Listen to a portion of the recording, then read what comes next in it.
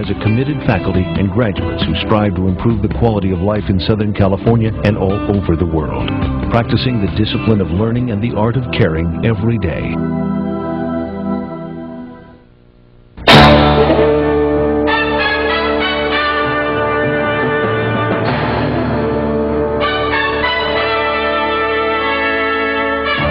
The American Health Journal, bringing you the latest information on medicine, psychology, diagnosis, treatment, and prevention.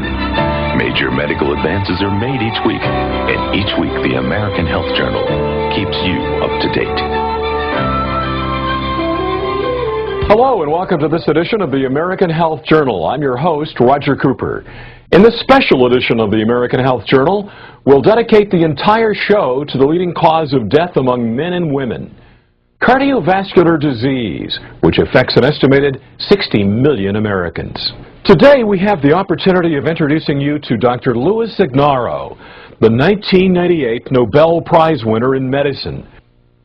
When I was in Europe, actually when I was in Naples, Italy, which is where my dad was born many years ago, this is when I first heard about the announcement of the Nobel Prize. And actually I refused to believe it until my colleague who had invited me to give a lecture showed me on the computer, in the internet, at the Nobel site, that I was awarded the Nobel Prize in medicine. The Nobel Prize ceremony is unbelievable. It's celebrated in December. It's always celebrated on December 10th, which is the anniversary of Alfred Nobel's death. So it's a whole about 8 or 9 days of ceremony.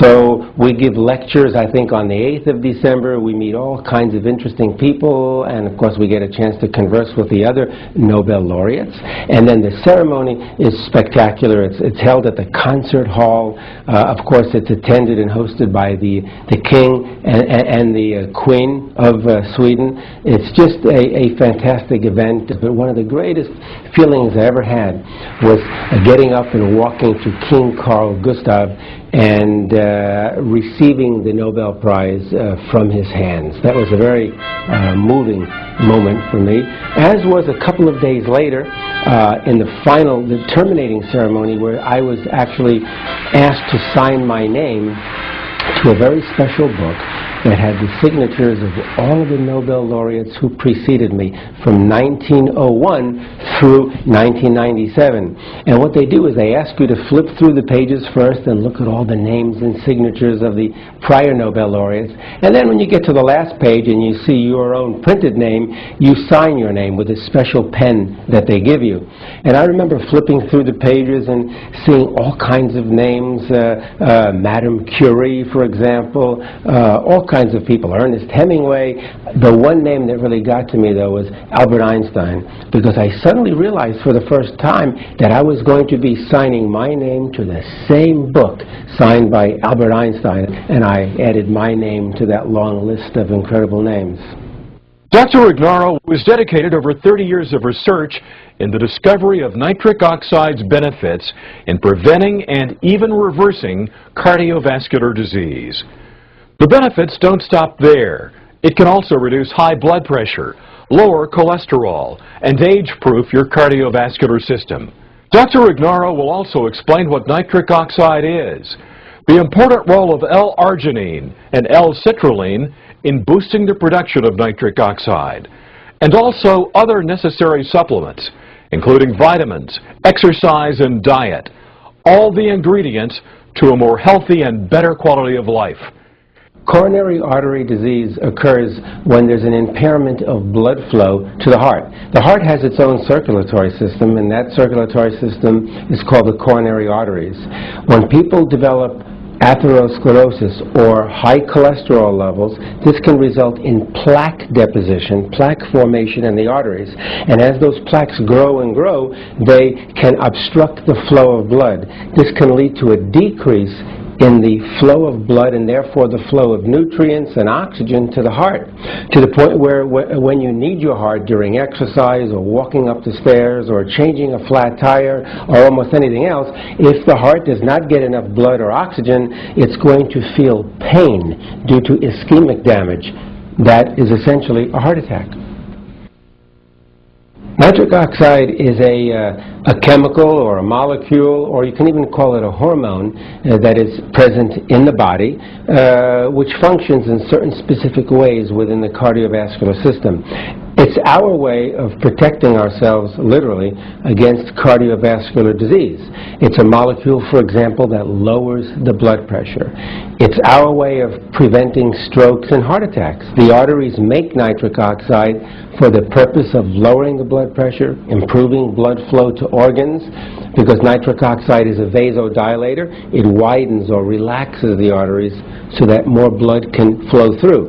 That's going to lower the pressure within the plumbing, within the arterial system. And again, it protects against coronary artery disease because it can lower the bad cholesterol levels, and so on. So it's the body's natural way to protect against heart disease, provided we make enough of it. Nitric oxide is considered to be a lifesaver because it's the body's natural way of protecting against cardiovascular disease. Cardiovascular disease is the #1 killer, not only in the U.S., but throughout the world. And so the body can protect against all of this heart disease by generating more and more nitric oxide. When nitric oxide becomes deficient, this is when the barriers break down, this is when the protection is lost, and the individual is very sensitive and very susceptible to heart disease. And again, nitric oxide is protective because it can keep your blood pressure down in the normal range. High blood pressure causes heart attacks, causes strokes, and can lead to atherosclerosis or coronary artery disease. Nitric oxide can prevent all of these things. Arginine is an amino acid. There are about 20 or so amino acids that are the building blocks of all proteins. Proteins that you eat and proteins that are in your body, like your muscle and skin and so on. But arginine plays a unique role in that arginine is the one amino acid that the body uses to produce nitric oxide.